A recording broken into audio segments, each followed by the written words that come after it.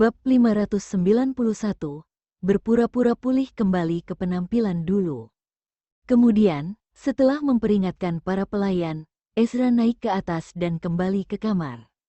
Berjalan dengan langkah ringan ke tempat tidur, menatap Kina yang sedang tidur nyenyak, rasa dingin di matanya memudar dan digantikan dengan kelembutan.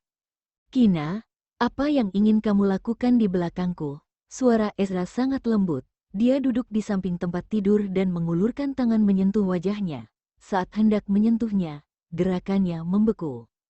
Telapak tangan besar menjadi kepalan tangan, kemudian perlahan-lahan menarik tangannya kembali.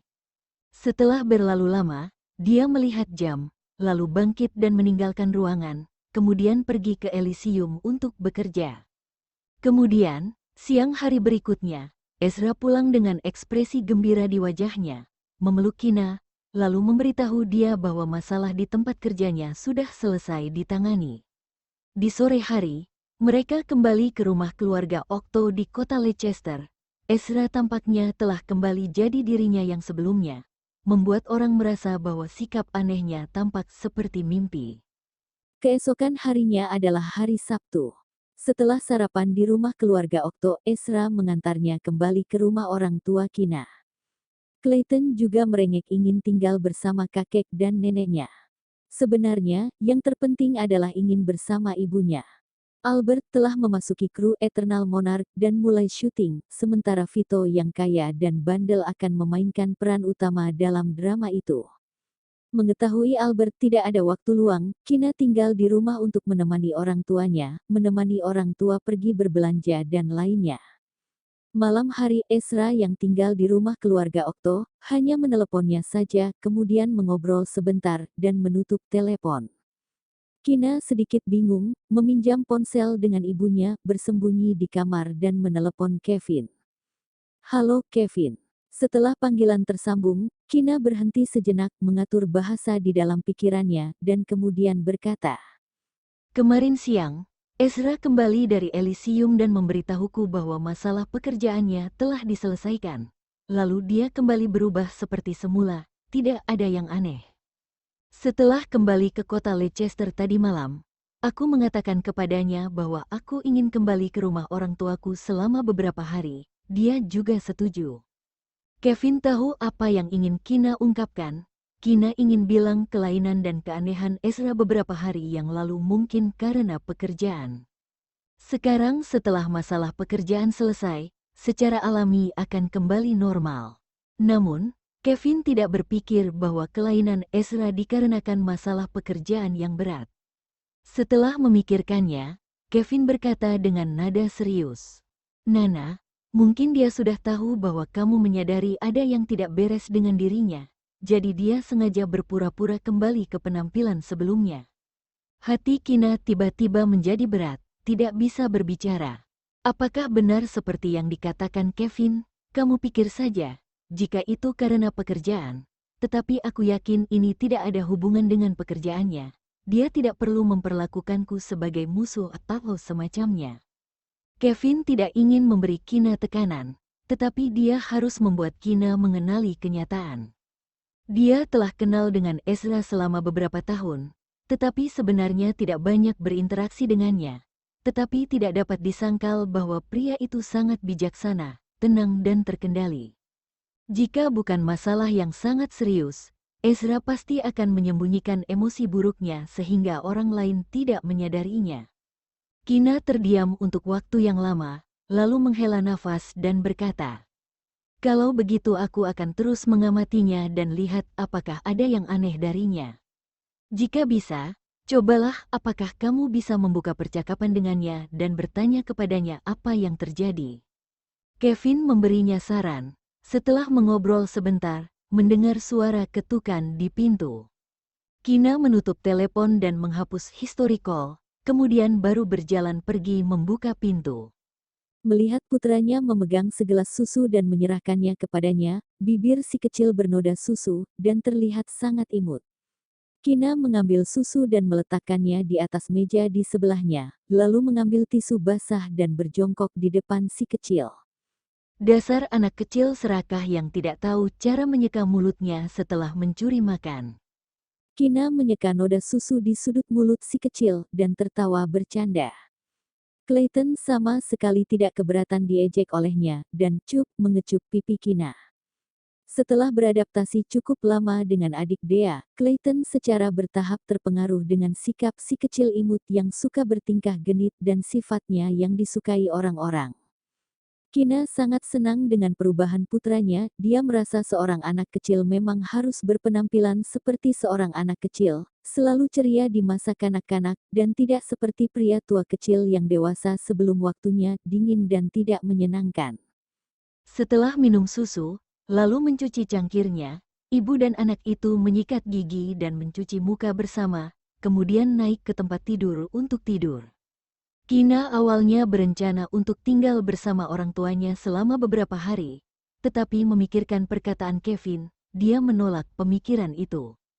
Karena Clayton pergi ke taman kanak-kanak pada hari Senin, jadi di hari Minggu sore, Ezra datang menjemput Clayton kembali ke rumah keluarga Okto, dan kemudian kembali ke kota Zaun, dan Kina juga ikut kembali. Di dalam lift, Ezra memeluknya erat-erat dan berbisik dengan suara rendah, "Kina, aku sangat merindukanmu." Kamu lepaskan aku." Clayton sedang melihatnya. Kina mendorongnya dan mengingatkannya dengan suara rendah. "Bu, aku masih anak-anak, jadi tidak akan melihat sembarangan." Pendengaran Clayton yang tajam, setelah mendengar perkataannya, berbalik diam-diam, membelakangi mereka, dan berdiri di sudut lift. "Hei, ayah dan ibu selalu bermesraan dan menunjukkan kasih sayang. Demi memiliki adik, anak kecil ini hanya bisa bekerja sama dengan mereka, dan juga secara paksa berpura-pura tidak melihatnya." "Dengar tidak, Clayton sudah bilang tidak akan sembarang lihat." Ezra terkekeh dan menggigit daun telinganya dengan ringan. Wajah Kina memerah, menggigit bibirnya, dan melototinya dengan tajam. "Jika kamu tidak melepaskan tanganmu, aku akan marah." Di depan putranya, Ezra bahkan tidak tahu bagaimana menahan diri. Ezra membenamkan wajahnya di antara lehernya dan mengambil napas dalam-dalam, kemudian baru melepaskannya dengan santai. Kina mendengus padanya, meraih tangan Clayton dan berjalan keluar dari lift, sementara dia mengikutinya dari dekat dan memegang tangan kecil Kina. Kina yang terjepit di tengah, satu tangannya digandeng oleh tangan besar dan satu tangannya lagi menggandeng yang kecil. "Kamu gandeng Clayton?" Kina tersenyum dengan tidak senang. Merasa barisan posisi mereka sekeluarga bertiga terlihat seperti sinyal ponsel. "Tidak." Ezra melirik putranya dengan jijik, "Apaan dua pria berpegangan tangan?" Kina tidak menduga, Clayton yang dihina oleh ayahnya, sengaja memainkan tangan ibunya dengan tangan kecilnya, dan secara provokatif mencium punggung tangan Kina. "Clayton, jika kamu berani mencium istriku lagi, coba saja." Api menyala di mata Ezra, tanpa basa-basi langsung menghadang di tengah, memisahkan ibu dan putranya. Clayton mendengus, kemudian memberi kecupan jauh kepada ibunya. Melihat ada orang yang cemburu, Kina menambahkan minyak ke api dan membalas kecupan jauh Clayton. Si besar dan si kecil ini berani memprovokasi keagungannya sebagai raja cemburu. "Tuan muda kedua Okto dari negara R, bisakah menahannya?" Dia menyeret Kina ke dalam pelukannya dan mencium bibirnya dengan kuat. Clayton buru-buru menutup matanya, kemudian mengintip ayah dan ibunya melalui celah di antara jari-jarinya. Dalam hati berpikir, ayahnya ini terlalu posesif, bahkan cemburu pada putranya. Kamu, Kina mengatakan, "Kamu," untuk waktu yang lama, kemudian merasa sangat kesal, lalu mengutuk, "Bajingan tengik." Kemudian Kina membawa Clayton, membuka pintu kursi belakang, dan duduk di dalam. Bab 592. Bertengkar atau Perang Dingin. Setelah makan malam di keluarga Okto, Ezra dan Kina terbang kembali ke kota C. Tiba di rumah larut malam, keduanya berbaring di tempat tidur setelah mandi. Ezra memeluknya dengan erat. "Bukankah kamu mengatakan ingin tinggal bersama orang tuamu selama beberapa hari? Mengapa tiba-tiba memutuskan untuk kembali ke kota C bersamaku?" "Karena aku enggan melihatmu sendirian di kota C. Kamu akan gila karena terlalu merindukanku." Kina berkata dan tersenyum narsis. Benarkah? Matanya berkilat gembira, dan sudut bibirnya melengkung. Tidak. Kina tertawa dan mendengus. Pokoknya aku menganggapnya serius. Ezra berkata dengan nada paranoid. Tadi malam, Kina dan Clayton tinggal bersama orang tuanya. Ezra tidak bisa tidur sepanjang malam. Dia memiliki keinginan yang kuat untuk menjemputnya kembali. Tapi karena telah menyetujuinya untuk tinggal bersama orang tuanya selama beberapa hari, Ezra hanya bisa menahan diri dengan putus asa. Dia membuka matanya sampai subuh dan melihat waktu berlalu sedikit demi sedikit. Sampai sore hari, dia tidak sabar pergi ke rumah ayah mertua dengan alasan menjemput kembali Clayton untuk melihatnya. Untungnya, Kina kembali dengannya. Kalau dia benar-benar tinggal bersama orang tuanya selama beberapa hari, Ezra merasa dirinya pasti tidak dapat mengendalikan diri dan membawanya kembali. Ezra, aku tidak akan pergi kemanapun lagi, hanya akan berada di sisimu. Kina mengangkat kepala menatapnya, dan berkata, Ezra terkejut sejenak, dan mengangguk, kalau begitu kamu harus mengingatnya, kamu tidak diizinkan pergi kemanapun selain di sisiku. Kina membenamkan wajah di dadanya, mencium aroma gel mandi di tubuhnya, dan bau rokok yang samar, hatinya terasa sakit. Ketika Ezra datang menjemput mereka sore tadi, Kina mencium bau rokok yang jelas darinya. Tebakan Kevin benar, Ezra belum pulih, ketidaknormalan dan keanehannya hanya disembunyikan olehnya. Ezra, ada apa? Dia bertanya dengan lembut, melilit rambutnya di sekitar ujung jari, tapi rambutnya tidak panjang, hanya bisa dililit beberapa kali. Ketika jari-jari berhenti beraksi, rambutnya langsung lepas dari ujung jarinya. Kina berpikir sejenak, dia merasa saat ini tidak cocok membicarakan hal ini, jadi menelan kata-katanya kembali. Aku ngantuk, suaranya lembut, dengan sedikit kelelahan.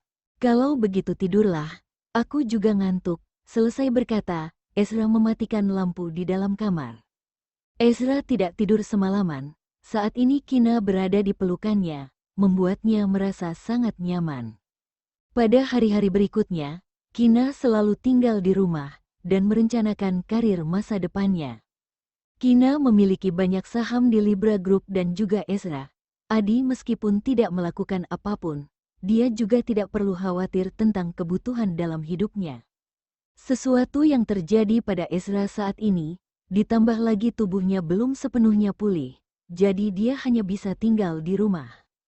Tapi dia tidak suka hidup menganggur selama sisa hidupnya. Oleh karena itu, dia merencanakannya dulu dan tunggu sampai semuanya terselesaikan. Sore ini, Kina tiba-tiba ingin keluar minum teh sore. Dia menemukan kafe itu secara kebetulan. Teh dan makanan ringannya cukup unik dan lezat. Kepala pelayan, aku akan pergi berbelanja. Setelah menyapa kepala pelayan dan melihatnya tidak melarang, Kina langsung keluar. Dalam kafe, Kina duduk di dekat jendela. Sinar matahari bersinar melalui kaca, dan cahaya keemasan yang hangat jatuh padanya. Hari ini, dia mengenakan mantel hijau yang cocok dengan warna kulitnya, membuat temperamennya menjadi lebih elegan dan lembut.